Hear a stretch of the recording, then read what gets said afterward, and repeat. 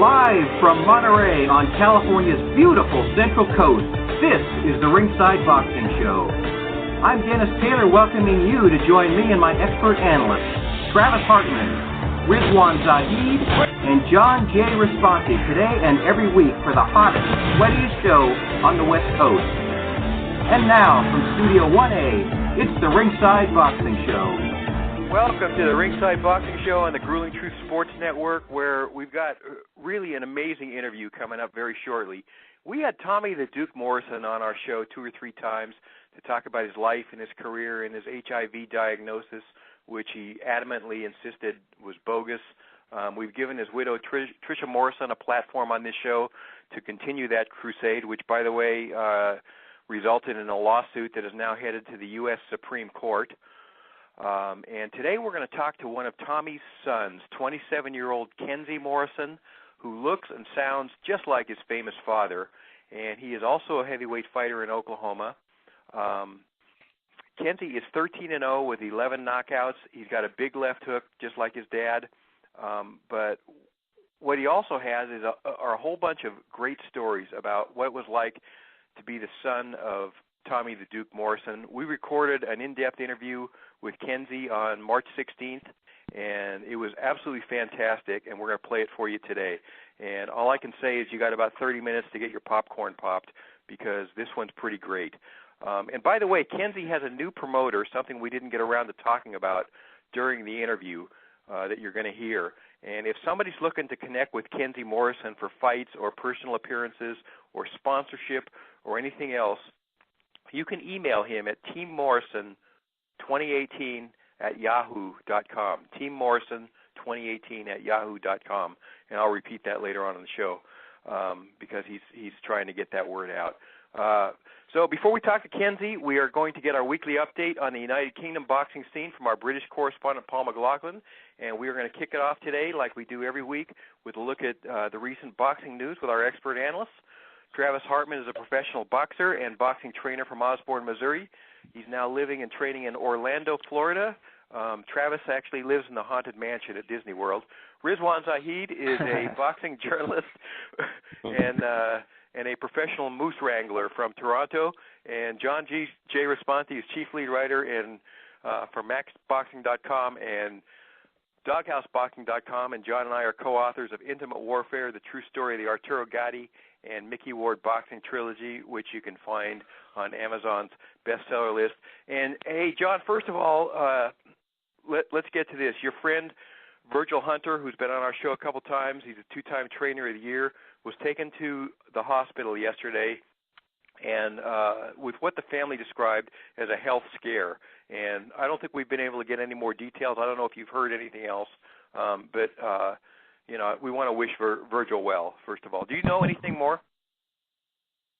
No, I know that Julie, his publicist, is going to give him the best wishes for myself, and I included everybody else that I know, including you guys, to give him best wishes. You know, as I said yesterday, DT, Virgil's one of the best people that I've met in the game. He's always so fair. He talks to everybody. He's not arrogant about who it is or what you are. You can be Sports Illustrated, you can be CNN, and you can be Max Boxing, and he will give you the same time, not the same answers, but thoughtful answers. And he's a great guy and a great trainer. So we're pulling for Virgil. I was very I felt better when I read the statement that he was doing well. So we just got to hope for the best, and he's in good shape, and he works out, and so I think he's going to be fine. But, it's scary. So we're just going to keep on sending those healthy thoughts to Virgil, to his family, and everything we can do. Absolutely. Yeah, absolutely. Okay. So, hey, guys, some interesting stuff happened on ESPN last night at Madison Square Garden. Former Olympian Felix Verdejo, who is a guy who's been hyped as the next Felix Trinidad, was TKO'd with less than half a minute remaining in his 10-round fight with a guy who was brought in basically as a rust buster after Verdejo's 13-month layoff. This guy, Antonio Rosado Jr., was an opponent with a 37-2 record and 33 knockouts, but he had never fought outside of Mexico, and was all but completely unknown in this country. And he became he came at Verdejo with everything he had, and Verdejo was 23-0. Just didn't seem to be ready for that. He seemed to run out of steam in the later rounds, and he got rocked and decked in that last round. And the referee, Eddie Claudio, jumped in and stopped the fight with 23 seconds left. Verdejo was ahead on 2 of the 3 scorecards when that happened, and both he and his corner were just livid. So, first of all, Travis, did you have any issues with that, with when that stoppage happened? Was it a good stoppage? And secondly, you made a point after the fight. How does a world-class fighter who has been in a training camp for 4 weeks, 6 weeks, whatever it was, show up in less than optimum shape for his first fight in 13 months? Yeah, to answer your first question, I was okay with the stoppage. Nowadays, we're seeing that doctors and everything, and especially in New York, they're stopping fights sooner, and I'm okay with it now because it's for the fighter's health, especially late in fights is when the most damage occurs. And honestly, I don't think that Verdejo, gosh, he looked like he was gassed about the 4th round. The first round, he was landing some big right hands, and Losada was taking it. And I was like, I think this is going to be a long fight. And as the fight progressed, it just showed that Verdejo looked like it wasn't even that he took the guy lightly. It was just he obviously didn't train for a 12-round fight, 10-round fight. He wasn't in 10-round shape, it looked like. I mean, coming off a 13-month layoff or however long it was, a little over a year, you think that you would train your butt off just so you wouldn't be rusty going into the fight. And he didn't look rusty. He just looked like he was out of shape. And he faded down the stretch. Not even down the stretch. After 4 rounds, that's not down the stretch. 4 rounds is nothing compared to a 10-round fight. So I don't understand that. And to your second point, as a fighter myself, who has never been given a 4 to 6 week training camp before a fight, I can't fathom how a guy on that level in a 10-round, national TV, Madison Square Garden can show up not conditioned. Because, guys, he didn't lose that fight because he was the less talented. He didn't lose that fight because he couldn't, let his punches go. He lost that fight because he wasn't in shape. And the other guy just had a will to make him quit, to just keep throwing punches. The other guy wasn't more talented than him. The other guy didn't have any better of weapons than Verdejo. Verdejo was 100% the most talented guy. But like old coach, I can't remember what coach said this, but he said talent or hard work beats talent when talent won't work. And that was an example exactly of Verdejo last night. He's super talented, but he's obviously a talent that won't work hard, because you're coming off of over a 12, 13-month layoff, and you're telling me you don't have the motivation and the want to have a full 4 to 6 week training camp and show up just in shape. An in-shape Verdejo beats that guy, period. An in-shape Verdejo beats that guy. And you're undefeated. You've been highly touted as a huge prospect. Dan Raphael called him prospect of the year a couple of years ago. And he's had some outside issues. Obviously, I give him that with I think he had a motorcycle wreck and some other stuff. But granted, he came back. He looked like he was healthy yesterday. He just doesn't look like he was in shape. So I don't understand it. I really don't understand losing a fight because you're not in shape when you have plenty of time to prepare. It just gets to me, especially as, you could call me a journeyman type of professional fighter now. And it just gets to me when people get full training camps and they can't show up in shape.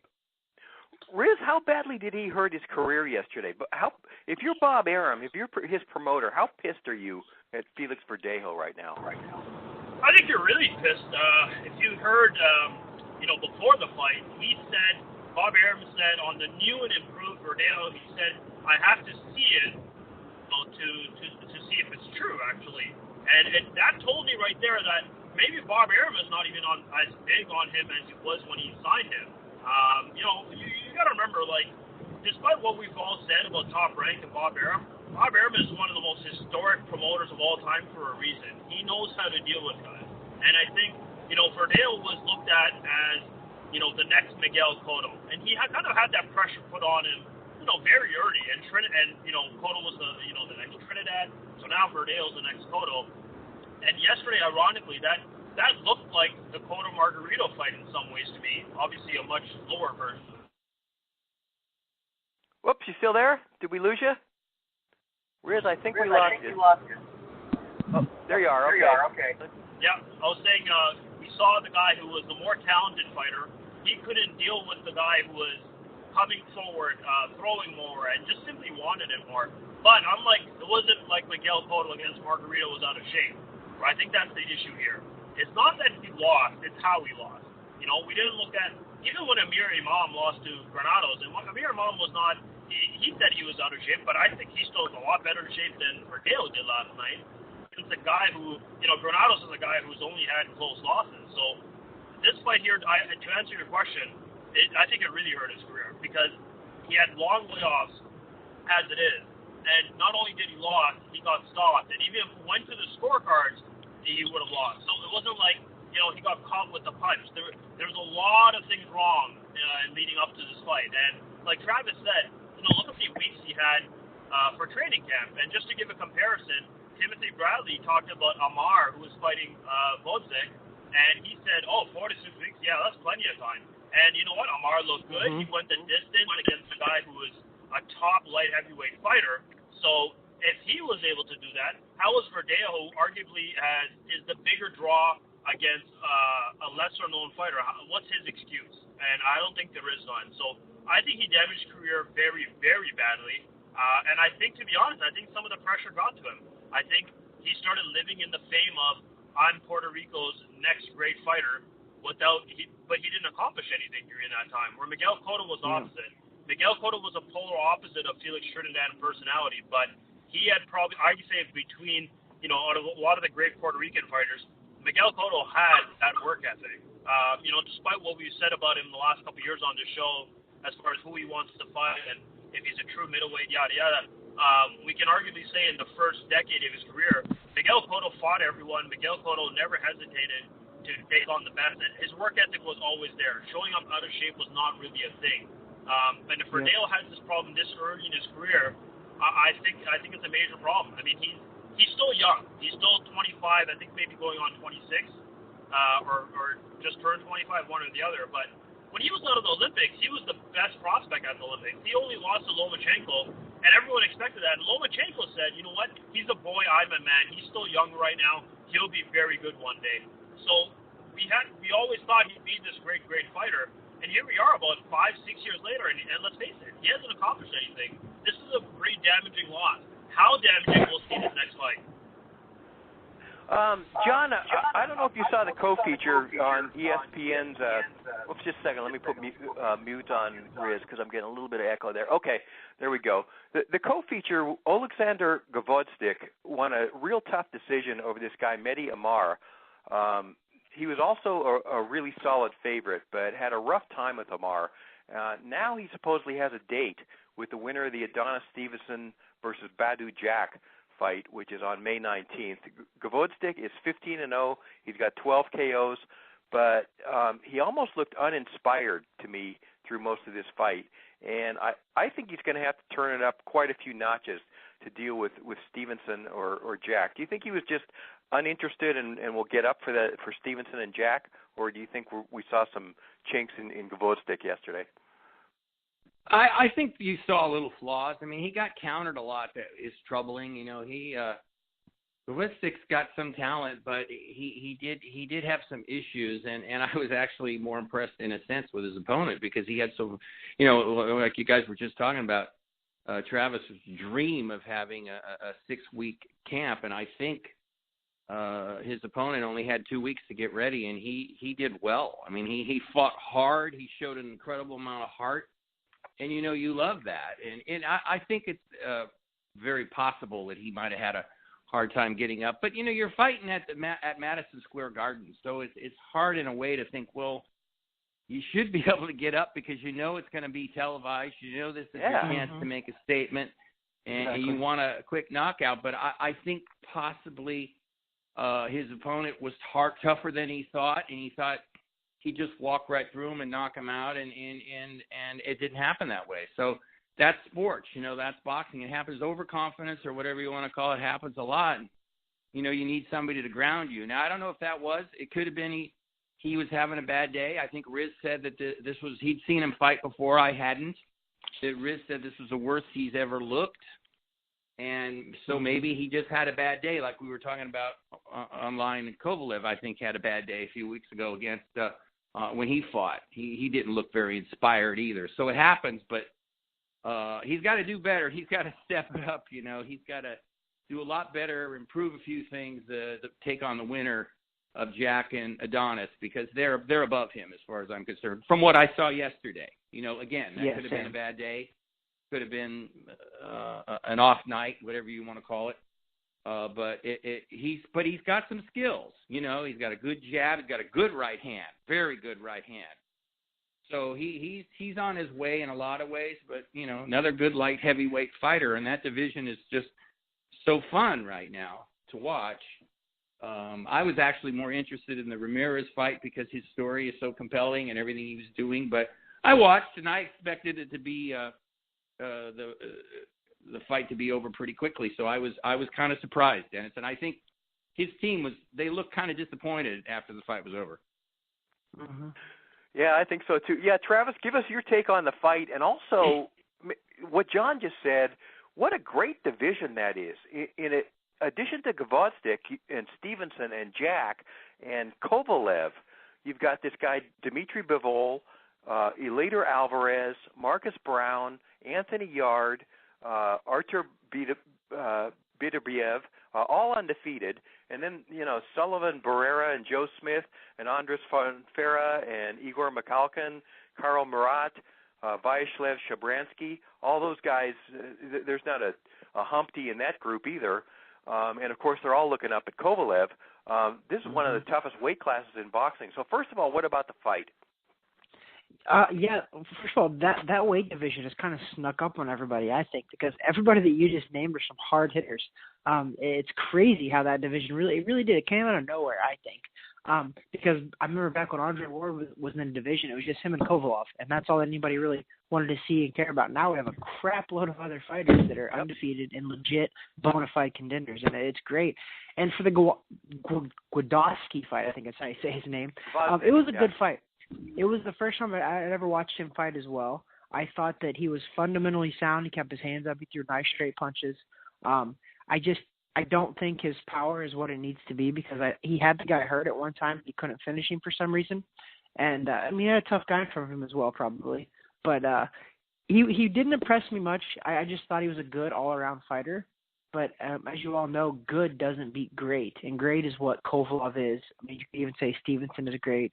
And even Bivol proves that after stopping Barrera a couple weeks ago. So that division, you got to be great. So I think this guy is good, and I think he needs a little bit more fine tuning. And maybe I just need to see him again because, like John was saying, maybe it was an off day because that was the first time I'd watched him fight. So I can't really tell you exactly how the guy fights all the time. I can just tell you what he did last night. And last night, I just saw a very fundamentally sound and good all around fighter. Nothing great, nothing spectacular, nothing that I would honestly say, hey, I want to see again.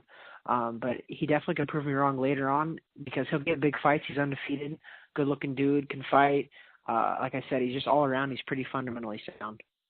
All right, and Riz, you've seen Gvozdyk before. You said you've seen him look better than that. How good is this guy, and can he compete with the top guys in that division? Well, I think you guys are all right. I think he definitely... You know what? I think he also overlooked his opponent, I think. And I think the difference between him and a guy like Verdejo is one guy overlooks an opponent, but one guy still comes in shape. So his natural talent will still get him through, even if he's overconfident, even if it's going to be an easy win. And on top of that, let's give some credit to Lamar. He hasn't been knocked down in something like 14 years or something ridiculous. So it's a long time since he was stopped. So power-wise, he does have the real goods, but maybe it was just a hard guy to hurt. I mean, Kovalev has a lot of power, and he wasn't able to actually hurt his last opponent. He was able to cut him up, though, and not got to stop him. So, and you know what? Hell, even with the Ward Kovalev build-up, if you guys remember some of the fights they had leading up to it, neither guy really looked impressive in any of those fights leading up to it. So, that's the way it works on us. I think all these guys are kind of at the stage where knowing the big names are in the division, they kind of a letdown for all of them when they don't end up getting that fight. And that division is unbelievably stacked. I think he's the real deal.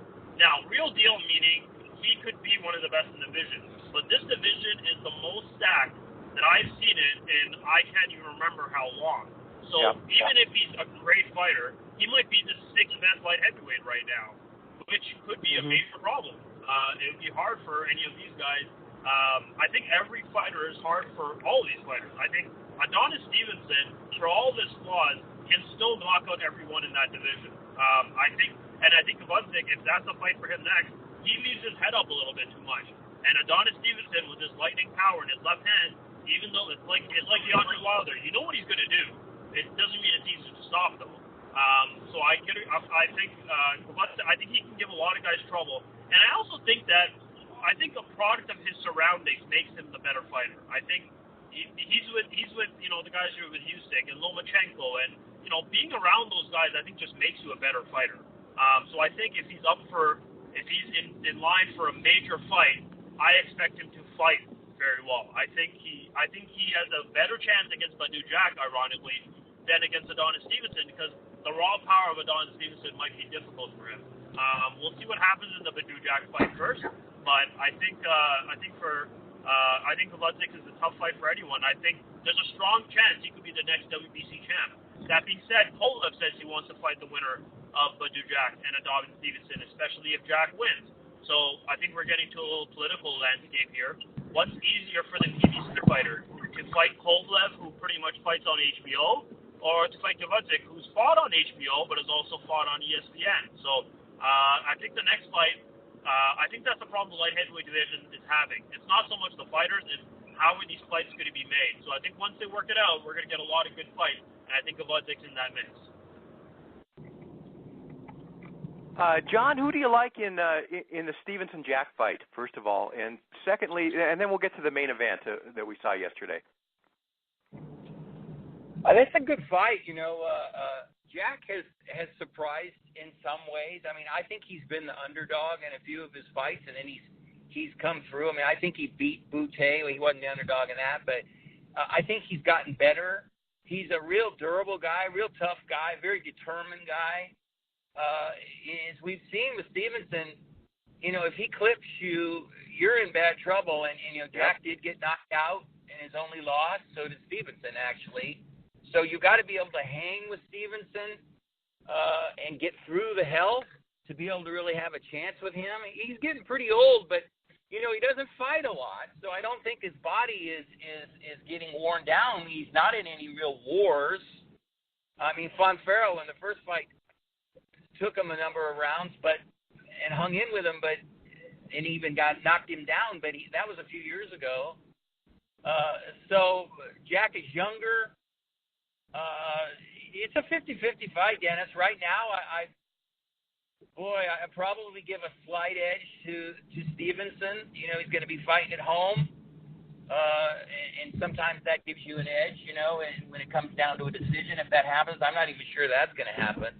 But I like the fight. I think Badou Jack is a spoiler.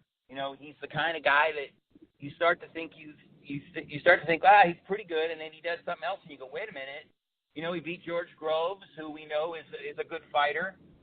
So Jack is one of those guys who doesn't seem to get the credit he deserves. So this would be one of those ones where if Jack was to stop Stevenson late, if he could take it, I wouldn't be surprised. Or he might even get him early. But right now, I would say that Stevenson has a few more advantages to this jab and his power that he might really shock Jack and get him out of there. But it's pretty much a toss-up, like I said. But I'll give the edge to Stevenson today. Okay. And, John, let's stay with you for just a second to talk about, lead off with this main event. Jose Ramirez won a 12-round decision over Amir Imam to grab the WBC's vacant super lightweight title. Imam was a brave guy, but Ramirez, who's now 22-0, is just relentless, man. And I think he had Imam hurt about 3 different times in that fight. He's now obligated to fight the WBC's interim champ, Regis Prograis, who's 21-0 with 18 knockouts, and this guy looks like a force of nature to me. We're hoping to have him on the show actually next week. What did you think of Ramirez on Saturday night, and what's going to happen when he fights Prograis? Ramirez is a throwback, Dennis. I mean, he's another one of those relentless guys that you love it. You know, he goes to the body with like hell. He's right in your grill. You know, he's one of those guys that I can imagine. This would be something to ask Travis too. And I can only experience this from playing basketball 100 years ago when some guy was. I mean, you come out of the locker room and the guy's on you. You know, he just doesn't give you a chance to breathe. And that's the kind of fighter that Ramirez is. And he throws combinations pretty good. You can still see he's a little raw. You know, he does things a little. His eye needs a little bit more work, a little bit more tuning, but he's got so much desire, and he's so competitive. He's a fan favorite. That's what I mean about throwback. He's another guy that I could see in the Olympic, you know, because he would sell out the Olympic because, you know, he's always going to be exciting. Could you guys imagine him with, like, Oscar Valdez? I mean, that would yeah. Oh, my God. I mean, that would be a war on top of a war.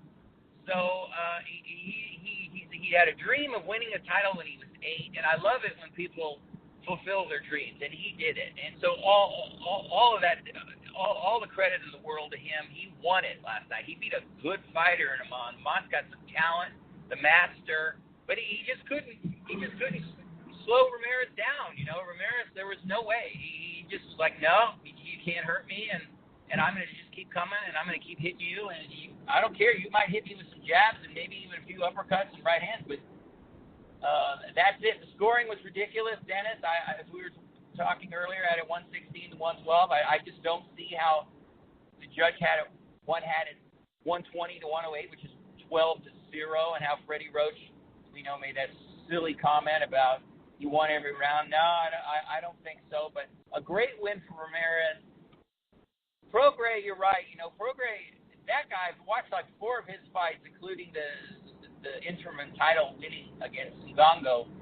That guy is a force of nature, you know, from what I've seen. It's a little early yet to put him up there, but he really hits hard. Yeah. I watched a fight last year when he fought Diaz.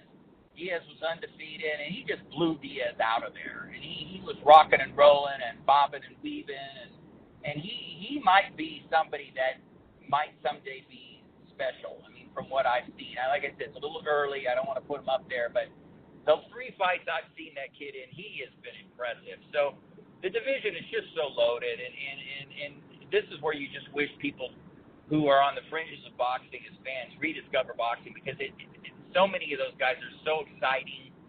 They put it all on the line, and they come in ready. And like I said, a fight with Prograis and Oscar Valdez, which is, and then if they put it at in Carson at the StubHub, then you know it's guaranteed to be a war. It would be a war anyway. Those guys could fight on a freeway, and it would be a war. I mean, that's just the way it's going to be. But I was impressed, and I like Ramirez. I think he's a player. And so, again, there's just a lot of good matchups. If they can get by the politics and the problems that Riz is so good about talking about, explains so well, we can get those fights. And, you know, there are a number of really good fights. Okay, Travis, give us your take on Jose Ramirez, and also what might happen when Ramirez fights Prograis, who's a guy, you know, I mean, if you're coming forward, if you're the kind of fighter who's relentless, and you're fighting a guy who can rearrange your whole skeletal system with one punch like Prograis can, it's a bit of an equalizer. It kind of changes the way a fight goes. So what do you think about that potential matchup down the road, and what do you think of Ramirez yesterday? I mean, I thought it was a great fight, and like I was telling Riz and the guys online, I was saying that it's a great fight for boxing. I'm talking about Jose Ramirez and Amar. How did you say his last name again? Imam, yeah. I believe, yeah. Imam, yeah. I thought it was a good fight. I thought Imam was a very good challenger. I thought Ramirez's story to the whole, he's a former Olympian, you know, his mom just got citizenship to America, and it was a great story, and Ramirez can fight. Ramirez is one of those guys that he's kind of a throwback too. When you know that he's winning that entire fight, they tell him, hey, lay off and box, you're winning. No, he wants to step on the gas still because he wants to finish Imam. And that's the kind of fights that fans love to see. And that's the fights that no matter – I don't know if Ramirez is going to beat any of the top guys, but I know that Ramirez is going to test him ungodly-like because the way he just presses on. He does have skill, and he does have a chin, but he does take shots. So I do worry if he goes in there with a bigger hitter like Prograis, because he does take shots, and if he takes some clean shots, I'm curious to see how he does react. But I just know that he's going to test anybody in that division long term, because his fighting style is just relentless. He does have skill, he does have reflexes, he's got a little bit of defense, but he does take a lot of punches, and he also presses the action. So no matter what fight he's in, it's going to be an exciting fight. So no matter who he fights, I would watch it. I don't know if he beats anybody out there, but I know that he's undefeated. I know that he's got his first world title. He's accomplished. Anything after this is just bonus now. But I know that he's capable of doing a lot of stuff, but he's also capable of testing a lot of these fighters, because the way he fights, the come forward, he's got a skilled come forward at you type of style, and that's what makes him dangerous. Okay, and Riz, we'll give you the last one here. You know what the most amazing thing about that main event on ESPN yesterday to me was that one fighter, Imam, was promoted by Don King. The other one was promoted by Bob Arum. Both guys are 86 years old. What other profession do you find this? They're still working, and I really don't think they hate each other any less than they did 30 years ago. Are these guys still alive and kicking today because they're both too nasty to get into either heaven or hell? What do you think? But also, if you think about it, these guys dislike each other that much, right? Isn't that so different than the generation of today, where these guys still understand business, though? They understand how fighters work. They understand how boxing works. So if two 86-year-olds who literally bicker like 86-year-olds are able to put differences aside for the sake of, the fighters and making fights and all that, I think it's unbelievable, because we've seen Golden Boy pick fights with guys, that are not kind of worth picking fights for. And these are arguably the two greatest and most historic promoters of all time. And yet they understand business. And I think that's the difference between the throwback generation of fighters and, I guess, promoters, boxing in general, and the guys of now. So, I don't think they like each other now, but I think they both said in that ESPN feature yesterday, they both needed each other, almost the way Ali Frazier needed each other. They don't necessarily need to like each other, but to bring out the best in themselves, they needed one another. So it's weird. It's kind of a weird love-hate relationships, but, it makes both of them money. So I think everyone kind of wins in the end. All right, so there is your insight for the week from our expert analysts, Travis Hartman, Rizwan Zahid, and John J. Responti. If you are ever in a foxhole pinned down by enemy fire and you've got a boxing question you need answered, these are exactly the guys you want in the foxhole with you. Have a great week, fellas. Thanks for hanging in there today. All right, take care, guys. All right. Our British correspondent, Paul McLaughlin, is 1 minute away, and then we're going to hear some great tales about Tommy the Duke Morrison from his son, undefeated heavyweight prospect Kenzie Morrison, who looks and sounds just like his dad. So do not touch that dial. We will be right back in just about 1 minute from now. If you like the Ringside Boxing Show, you're going to love the website, RingsideBoxingShow.com.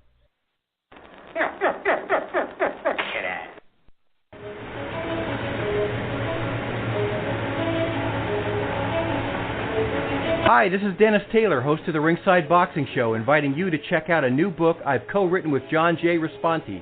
Intimate Warfare, the true story of the Arturo Gatti and Mickey Ward boxing trilogy, is a behind-the-scenes look at the collision course of two authentic ring warriors of our generation and the greatest three-fight pyrotechnic explosion since Frazier and Ali. Intimate Warfare is currently on the national bestseller list and one of Amazon's hot new releases for 2017. Order it now online at Amazon.com.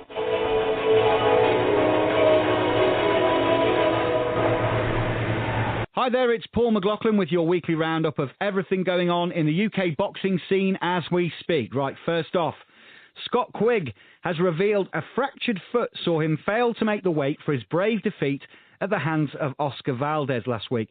The Berry fighter admitted the injury meant his body just shut down and saw him come in 3 pounds over the featherweight limit. leaving him unable to challenge for the WBO world title in Carson, California. Despite suffering a unanimous points defeat, Quigg emerged from the fight with great credit and insisted his injured foot did not affect his performance. He also made it clear the resultant weight advantage was not a way of getting the better of his former sparring partner, Valdez. The intensity of the work I was doing, but when it went, I was skipping, and I just had a massive crack and couldn't. Tried to spar that day, couldn't. When I got the X-ray straight away, and I fractured the third metatarsal, so for about 4 days I couldn't put any pressure on it. But that's no excuse at all. You know, there's one thing about me, I don't cut corners. I tell you what, I could have pulled out the fight, and there would have been no fight. But like I say, I apologise for coming in. That's no excuse. I apologise for coming in overweight. I take full responsibility. Now, Derek Chisora has been sparring with Lucas Brown ahead of Brown's eagerly awaited fight against Chisora's foe, Dillian White.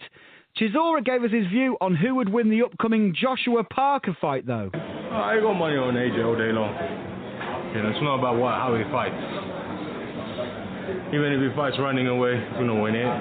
Because one thing you have to understand, he's got this power punch. You know, there's fighters in there, when they're losing rounds, when it comes to the last round, you know, they got this power punch which just comes from nowhere. AJ's got that. And it reminds me of Carl Frost versus Jermaine Taylor. Carl Frost was losing the fight from nowhere. Come on the last round, devastating left hook. Do you understand? He wins the fight. So, true. When you're a power puncher and you got it in the arse and you got one shot, you know you got. Quick left hook, straight over the top, and it's good night. And talking of Anthony Joshua, he's clearly been paying attention to Deontay Wilder's verbal challenges as he took the time to imitate his American rival. To complete the set, AJ will eventually have to take on the WBC champion, Wilder, and Joshua is well aware of the taunts and verbal tirades coming his way from the Bronze Bomber. I'm Deontay Wilder, Bomber, Alabama Power, baby. WBC heavyweight champ of the world. I've been chasing Anthony Joshua for the last, I was in camp for the last 4 months. I didn't hear a peep. So I'm ringing Eddie like, have you heard anything about me fighting Wilder? Has he sent over any No. Is there anything that's been? No. Ring Rob. No. So I said, all right, cool. So we get in touch, and it's a fight that's realistic. Now we've addressed the situation, but that's why I don't like talking about it too much, because like I've reached out. I'm serious, and I didn't know if he was serious or not, because he mentioned it on live TV, and I thought he must be interested. So let me see what's going on, and nothing had been said. So as I said, like it could have been Wilder or Parker up on that table right now, but I respect Parker's team because they're here. As I said, it's a second heavyweight championship unification fight in less than a year. That's big business. Joshua takes on the WBO champion Parker at the Principality Stadium on March the 31st, and I get the impression AJ will come away the winner. Right, that's your lot from me. I'll catch you next week, guys. Remember, gloves up and protect yourselves at all times. Back to the studio. Great stuff, Paul McLaughlin. Hot times in the UK boxing scene these days. Thanks a bunch. We're going to return in 1 more minute with Kenzie Morrison, who once again has a brand new promoter, Team Morrison, who you can contact at teammorrison2018@yahoo.com. That didn't get mentioned in this interview that's coming up, which we pre-recorded, and we want to make sure that if any promoters or sponsors or anybody else wants to get in touch with Kenzie Morrison, they got a way to do it. teammorrison2018@yahoo.com. Grab that popcorn. Kenzie is up next, and you guys are going to love this. Hi, I'm Dennis Taylor, host of the Ringside Boxing Show, where since 2008 we have been continuously sponsored by Garcia Boxing, the first family of the Sweet Science on California's beautiful Central Coast. Trainers Max and Sam Garcia and ring strategist Dean Hamilton are regarded among the most knowledgeable in the game. And Kathy Garcia, who manages all Garcia boxing fighters, is renowned for her integrity and career guidance, having taken 2 boxers to #1 world rankings. Together they comprise one of the most respected teams in the sport. Learn more by calling 831-261-3214 or send them an email at garciaboxing25@aol.com. Welcome back to the Ringside Boxing Show on the Grueling Truth Sports Network. I'm Dennis Taylor, and our featured guest today is an unbeaten heavyweight fighter from the Tulsa, Oklahoma area who is the son of a boxing legend. Kenzie Morrison, 27 years old, has a record of 13-0 with 11 knockouts. He's also got 2 draws in a career that started in October of 2014. You're probably more familiar at this point with his famous father, Tommy the Duke Morrison, who was 48-3, 42 knockouts, and won the WBO and IBC World Championships in a career that spanned from 1988 to 2008. During those 2 decades, he beat James Quick Tillis, Pinklon Thomas, Joe Hipp, Razor Ruddock, Carl the Truth Williams, most notably George Foreman, obviously a lot of other guys. Tommy Morrison also was handpicked by Sylvester Stallone to co-star in Rocky V, which came out in 1990. That's the year that his son Kenzie was born, by the way. Kenzie, we had your dad on this show a couple of times, right near the end of his career, and we've talked to your stepmom, Tricia Morrison, several times, and it's really a pleasure to connect with you, the next generation. How's life, man? Man, life's going. The career is staying busy. This is a pleasure to have me on the show. I appreciate it very much, and I like the intro. Well, you know what? Your dad's legacy obviously gives you some instant name value as a fighter, but I'm thinking it also casts a huge shadow, particularly since you're also a heavyweight, and because you actually look and sound a lot like your dad, man. I read one of your old interviews this week, and one of the things you said is that you don't really have any illusions that you're going to be another Tommy Morrison. What kind of goals do you have as a fighter? Oh, well, man, any fighter knows that the sport of boxing is hard. I mean, it's not something for any average Joe off the street. And, coming into it, I did have a lot of expectations. And the expectations were overwhelming at first, but then once I got settled into it and kind of became my own fighter, like I know my dad would want me to be, I stopped trying to fill his shoes because those are just big shoes to fill, and I've really just basically tried to, I'm a different style of fighter. My dad was more of a flat-footed counter punch bangers type fighter, and I'm more of a boxer. I've always been since I've started training with my dad in Wichita. It was more of a boxing aspect of it because I was blessed with good legs and good footwork and stuff like that. So I was more along the Floyd Mayweather line about hit, don't be hit type deal, and it was easy for me to get. I mean, a lot of people watch me fight and they watch my dad fight. And the expectations were unreal at first, but to be honest with you, I've kind of come into it on my own, and my dad's not here, but I'm just hoping he's proud of me, everything that I do. Man, I bet he is.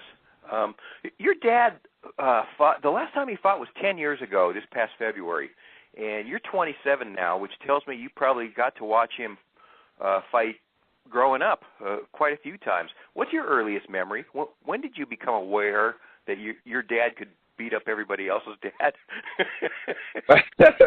Well, man, my biggest memory, and when I became aware of it all, I was 6 years old, and he fought Marcellus Brown. Do you remember Marcellus Brown? He was a heavyweight at that time, and that was in Muskogee, Oklahoma. My mom took me down to that fight, and I was a little kid. I remember sitting in the chairs and stuff, and the fight only lasted about 3 rounds. He wound up finishing him with a left hook, and some guy I didn't even know came down to me and got me from my mom and took me up in the ring, and I was on national television, and it was just all kind of surreal. I was a little bitty, but that was the first memory that I have, and it's stuck with me forever. I actually have the clip at home. Wow. But yeah, that in my mind, that's what sticks out, over everything, because in 1990, whenever I was born, Dad had already fought. He'd had 200 some amateur fights, and then turned pro. And while I was growing up, he didn't have the luxury of being with me and my brother because he was, out making a name for himself and everything. And but as far as the fights go, that was the one that sticks out in my mind, where I started realizing that my dad was something special to me, anyway. Tricia ratted you out a little bit, and she told me you might have a good story about. Yeah. You know her. She tells me you might have a pretty good story about cooking hamburger helper with your dad. Oh Lord, yeah. I could never do it right either.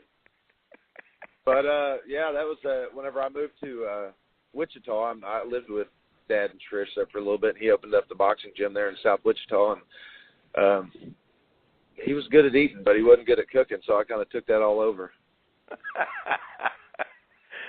She also said I need to ask you about your dad's driving. Oh Lord, don't ask me about that. Yeah, it was scary. Actually, I did most of the driving. Okay. So, people know this. Your dad was in Rocky V in 1990, the same year you were born.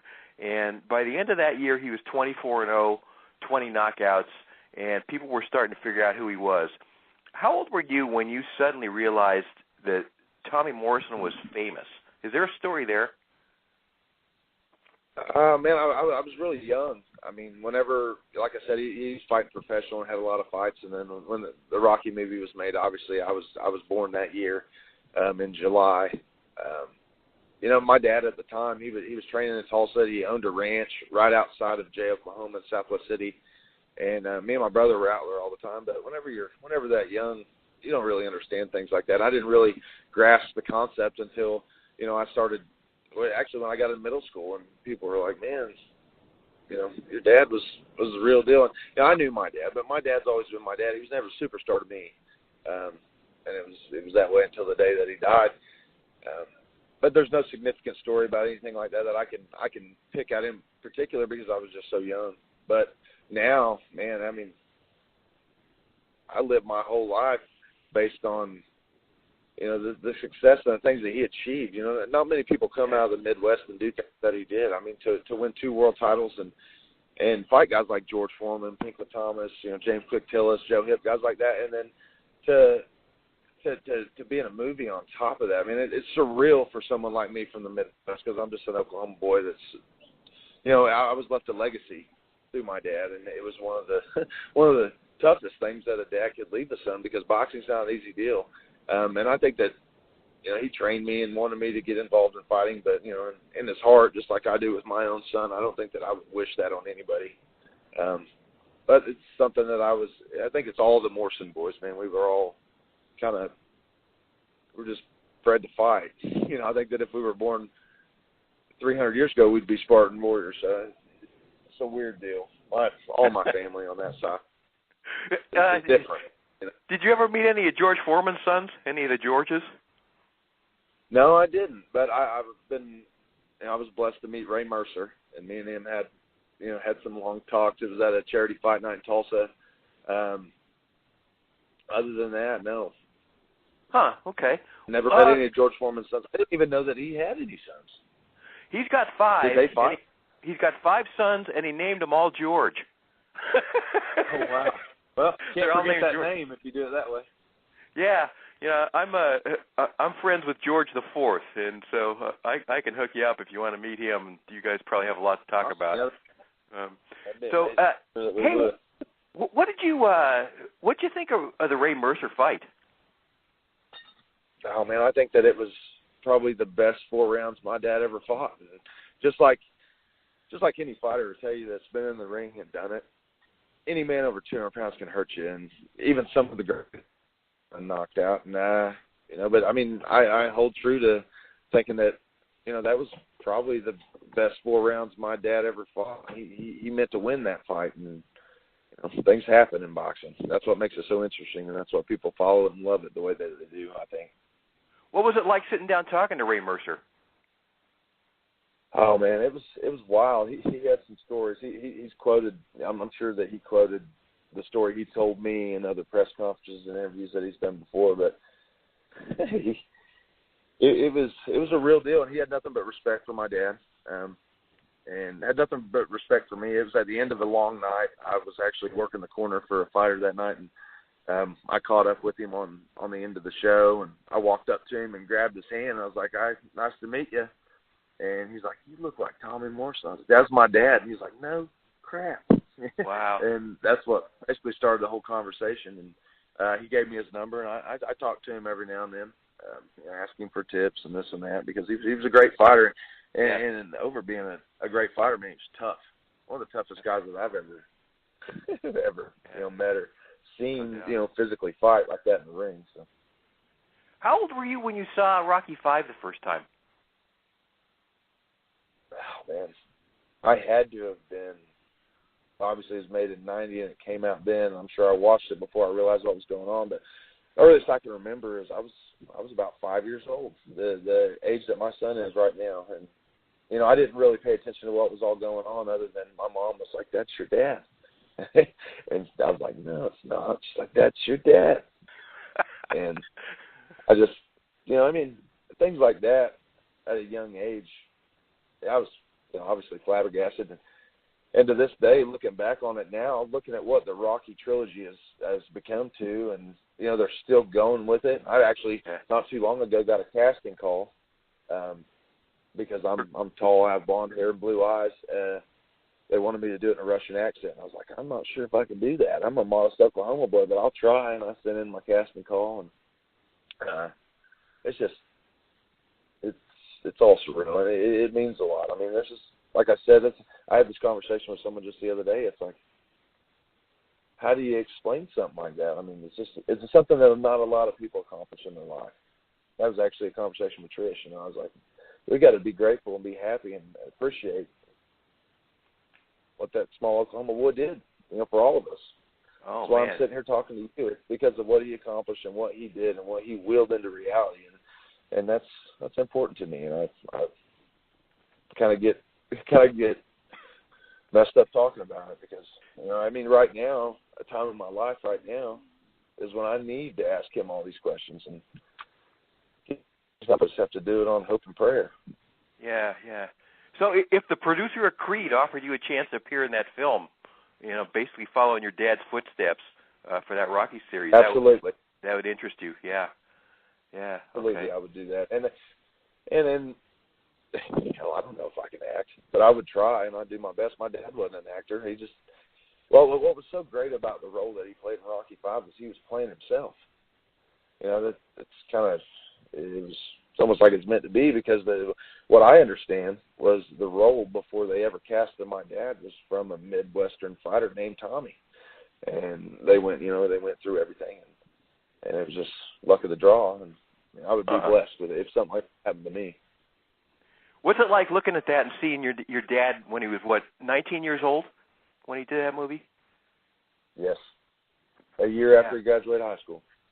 Really? Wow. And looking at it, it's kind of creepy because it's been a blessing and a curse. I look like him, and it's a blessing and a curse. But it's surreal. I have it on my DVR at home. I mean, that's how important and how awesome it is to me. And Rocky V wasn't the best Rocky movie ever made.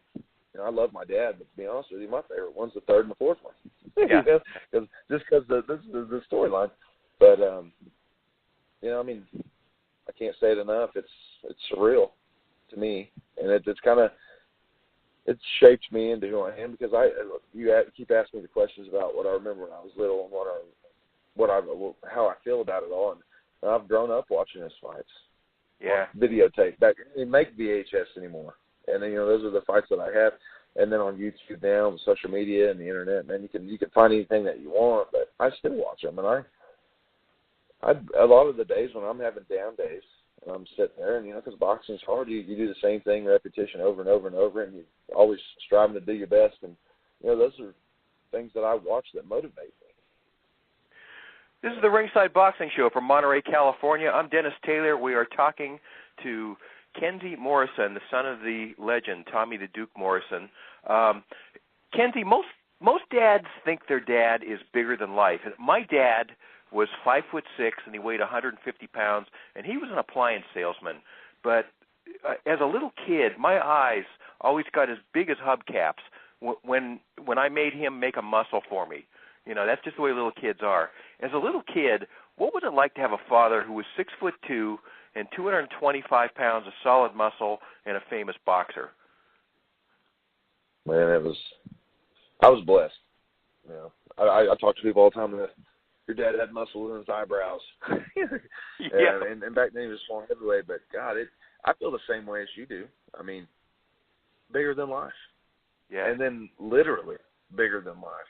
Yeah. It's amazing, and I couldn't, you know, I mean, I wouldn't be where I was today if it wasn't for what my dad left me and the way my mom raised me.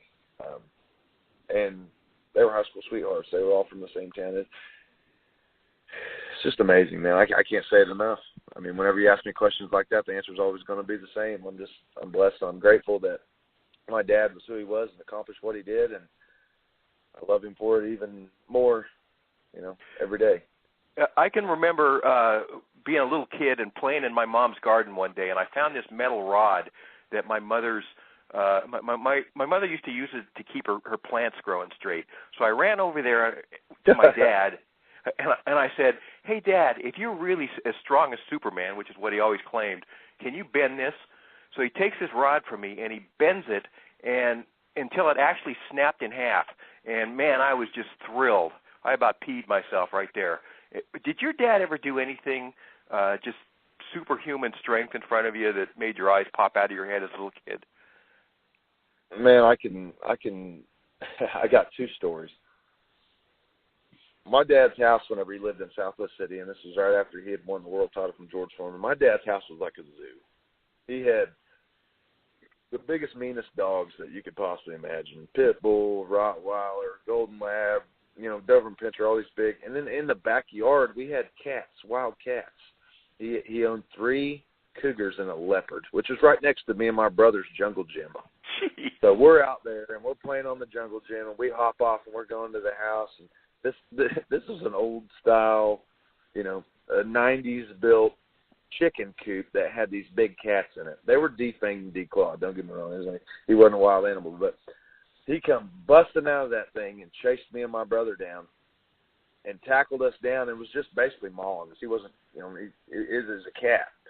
But Dad walked up there, all 230 pounds of him, grabbed this full-grown cougar by the back of the nape of the neck, and carried it back over there, slapped it, and threw it in the cage. And that was one thing that kind of shocked me, as well as the first and only time he ever spanked my ass. And it only took once. Huh. And that's a whole other story in itself. He tried making me and my brother, we always slept on the couch. He had a big sectional in his house there. And one day he tried making us sleep in our own rooms, and our room was across the hallway from each other. And my brother's like, "Come on, get over here," because we were little. And as I'm crawling across the walkway, I look over, and Dad's sitting on the sectional looking up at me. So I jump up, and I run back to the bedroom, and I hear his footsteps coming up the stairs. I'm like, crap, here it comes. And he busted my butt twice for not wanting to sleep in my own room. And that's all it took. I listened to him for the rest of my life. And there's not a whole lot of men in my life that have that sort of influence on me. But he was the one. George Foreman IV has a similar story about his dad. His dad never hit him, but he said he did something really bad at school one day, and his dad was out of town, and he had to sit there and wait 3 days for George Foreman to come home, you know, so he could answer for his sin. I bet that was anticipation that not a lot of people can explain right there. Did you play high school sports? Yes, I did. I was actually a high school basketball standout. I had 2 full-ride scholarships, one to TU in Tulsa and one to a small Christian school called Ecclesia in Springdale. Just like any other small-town kid, man, sports is what kept me in school. And after 12 years of school, I graduated high school. I was done, and I joined the workforce and did work instead of going to college. But yes, I was a great basketball player. I actually hold a couple records where I went to school for basketball. I hold the school 3-point record and most points in one game. And it still hasn't been beaten. I've been out of high school 10 years. Were you like a power forward type or a guard or what? I was a shooting guard. Shooting guard. I was 6'2", weighed about 165 pounds, and I could jump out of the gym. I'm a little heavier than that, and I can't jump as high, but I can fight better. Looking back, any regrets about going to school, or it just wasn't your thing? Did you not? Well, I looked around with all the people that I was in school with, and I noticed that most people that went off to go to school and tried to, accomplish the college deal would always come back within a year or two and always complain about student debt and this and that. And I just knew that college was serious. I didn't know how serious, because in high school they don't teach you how to budget money. They don't teach you how to do any of these things. And then, your parents are supposed to send you off and hope for the best and take care of you. But, college is a rough deal. I mean, that's 4 more years of intense school that you need that you're going to wind up paying back, once you get a job for that education. It was just something that I felt like I wanted to go to work and get a jump start on all that and not waste. I was immature at 18. A lot of people are, and then they make decisions based on impact versus knowledge. And I just decided to hold off, which is great, because now if I retire from boxing, God willing, 35 years old with a world title, I can go to college and figure that out and be graduated by the time I'm 40. And that was my plan right out of high school. I was like, man, I'm done with school. I was too short for basketball in the college level. I would, even if I would have went successfully played for 4 years, I wouldn't went to the NBA or anything like that. So I just tried to make a wise decision at a young age based on what I've seen that was happening around me.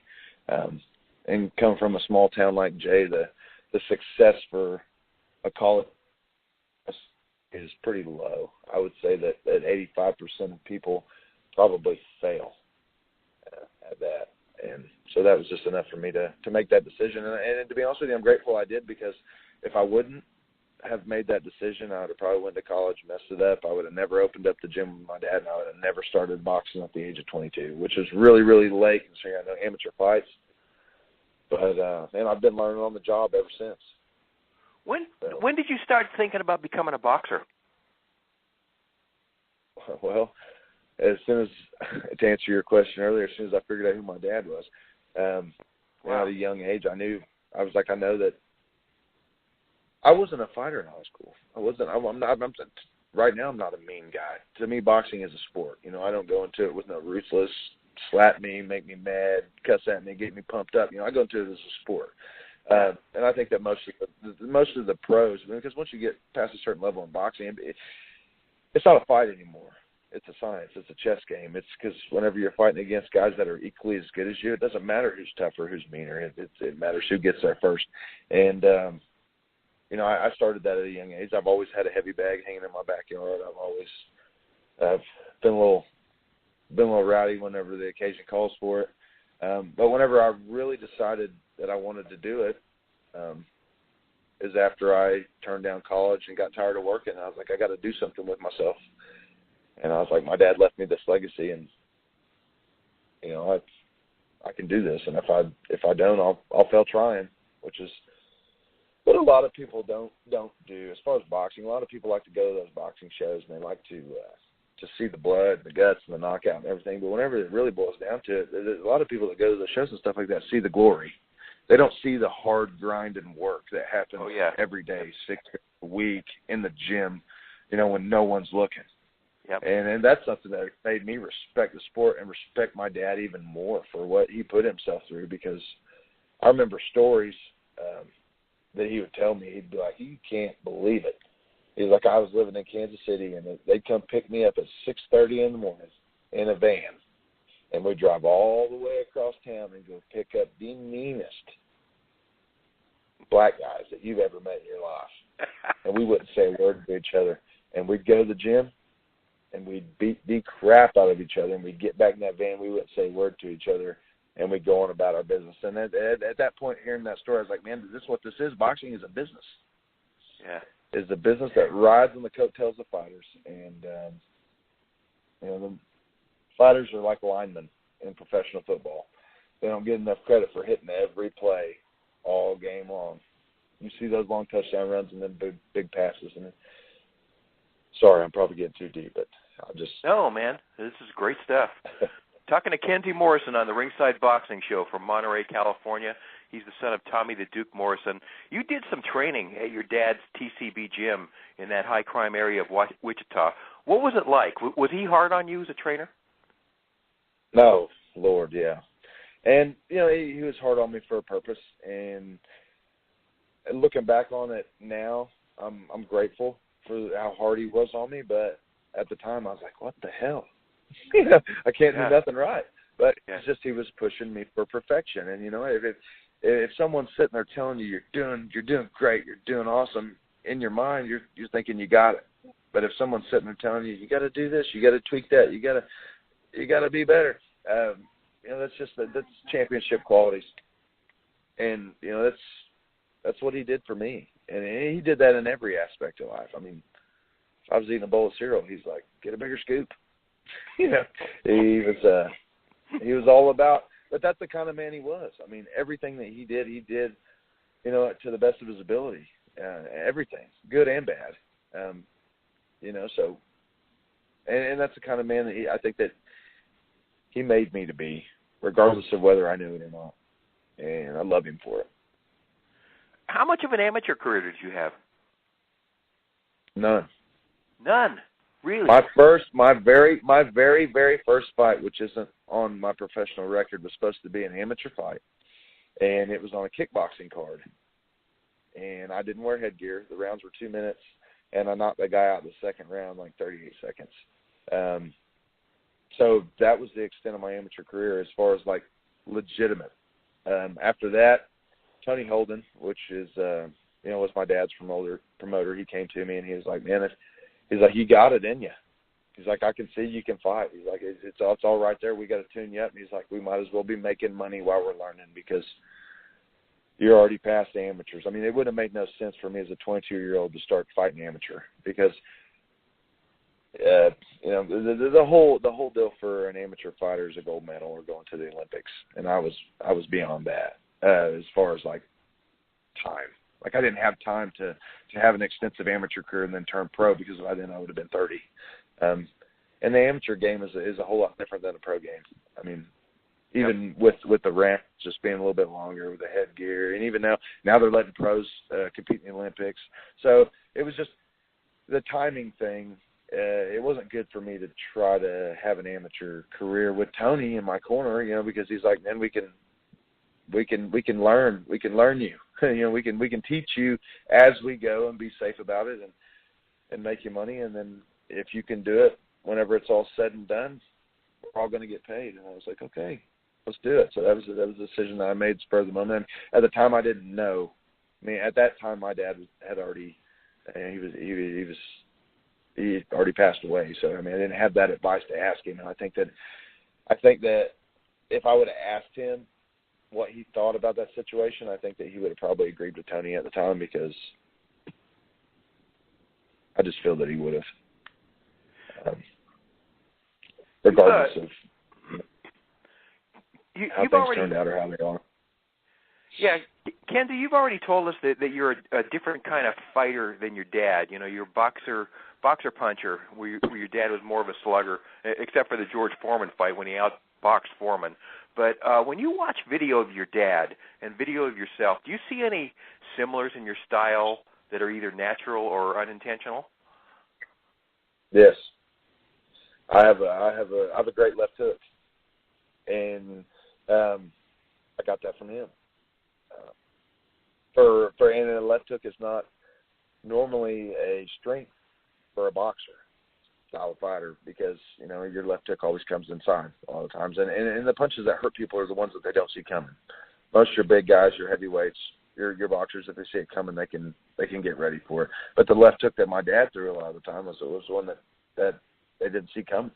It normally followed a jab or a body shot, and I feel like I was blessed with a good left hook. I mean, and that's what I see in similarities with me and him, is that I throw it the same way. It starts at my toes. I mean, I'm not as muscle bound as him, but he's trained me and he's told me that I hit just as hard as any heavyweight should.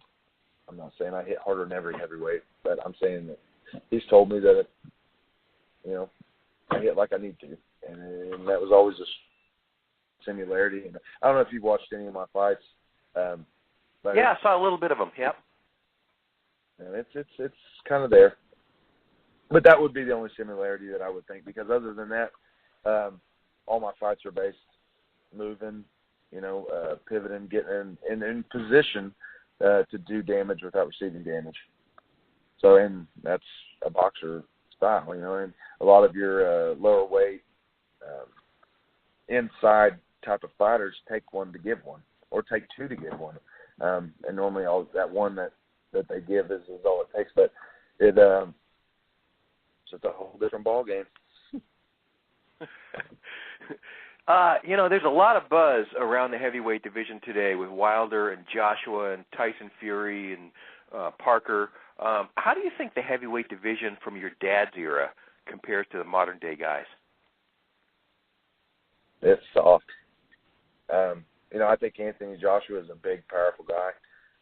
Deontay Wilder has a hell of a right hand. Joseph Parker is, well, and to start all that off, the heavyweights nowadays are bigger. Yeah. Oh yeah. A 225-pound heavyweight small now, especially at 6'1", 6'2", because everybody's 6'7", 250. But I think that the boxing is not as, it's not like it was back then. I think that the weight division and you see a lot of heavyweights now that are out of shape and stuff like that. But man, back in the day, you look at Buster Douglas, you look at Mike Tyson, hell, even George Foreman at 40-something was in better shape than a lot of the heavyweights. I think that if you take these fighters nowadays and you put them back in that era, I think it would be a whole different ballgame. And that's including myself. So that's just the way I feel about it. Anthony Joshua has something like 18 corporate sponsors right now, and we never see a photo of Joseph Parker without that Burger King logo behind him. Are you looking for a corporate sponsor? Man, I'm always open for it. Anything would help. I've not really pursued anything per se because it's hard for an up-and-coming prospect. Those guys are on top of the food chain. Those guys are the guys. So yeah. Everybody wants to be behind that and wants that name involved with them. Someone like me, I welcome any sort of sponsorship or anything because I work, I train, I'm trying to get by. I'm living on a dream. I'm trying to build a dream, trying to live a dream, and it is what it is. As far as that's concerned, I haven't had no one beating down my door or anything like that, but I'll give my address if they want to.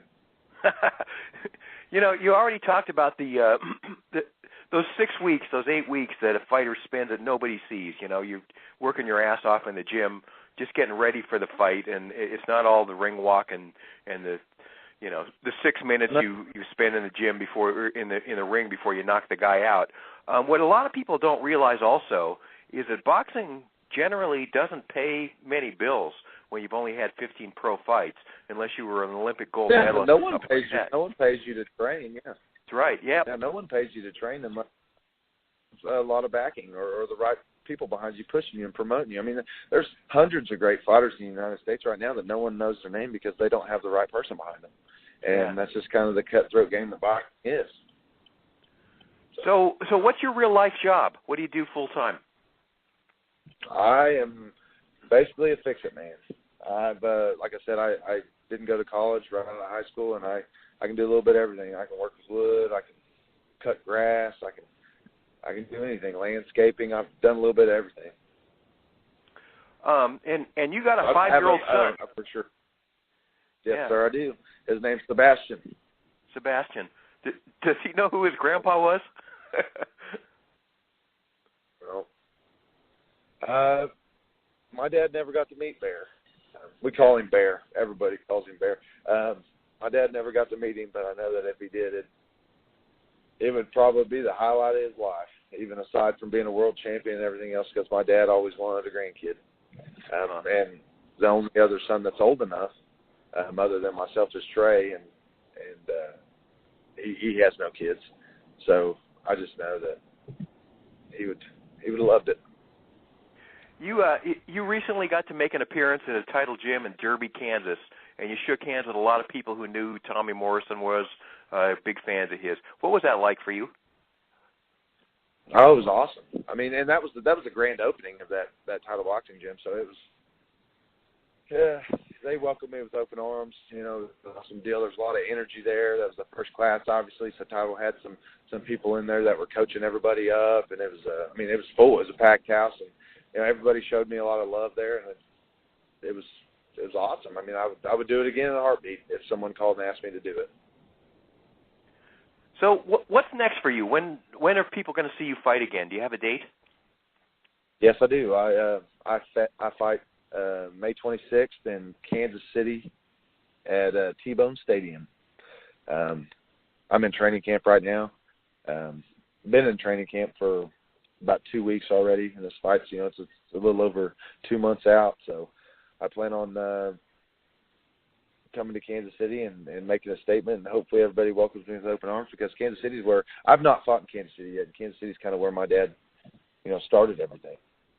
So the market up there for someone like me is going to be awesome. So I'm doing everything that I can to make sure I'm in tip-top shape and ready to take care of business.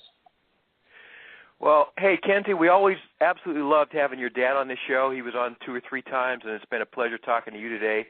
Best of luck with your career, wherever it takes you, and thanks for giving us some time today on the Ringside Boxing Show. And thanks for having me on. It was an honor, and I'm glad that I could take up some time. Hey, man, we'll do it again someday. Thanks so much. Have a great day. All right, that's Kenzie Morrison. Bye-bye. That's Kenzie Morrison, the son of the legend, Tommy the Duke Morrison, and 27-year-old heavyweight boxer with a 13-0 record, 2 draws, 11 knockouts. Great stuff there. Great stories. Thanks, guys. Hey, do you like this show? Do us a solid and tell your boxing friends about us. Better yet, post us on your social media. Tell other people about the Ringside Boxing Show. Help us grow. And if you haven't yet discovered the #1 website in the world for daily boxing news, you got something to add to your bucket list. We update RingsideBoxingShow.com 365 days a year with the biggest headlines and hottest stories every single day. So do yourself a favor and check it out right now, RingsideBoxingShow.com. We want to say thanks, as always, to our expert analysts, Travis Hartman, Rizwan Zahid, and John J. Responti, as well as our outstanding British correspondent, Paul McLaughlin. And, of course, another huge thanks to today's featured guest, undefeated heavyweight Kenzie Morrison. And finally, a big thanks to you, Ringside Nation, for being a part of our worldwide audience again today. Keep your chin tucked, and we'll talk to you again next week on the Ringside Boxing Show. Well, it's a great day for me to whoop somebody's ass. It's a bad day, so you better get off of my back. You might get cold cocked if you cross my path. It's a great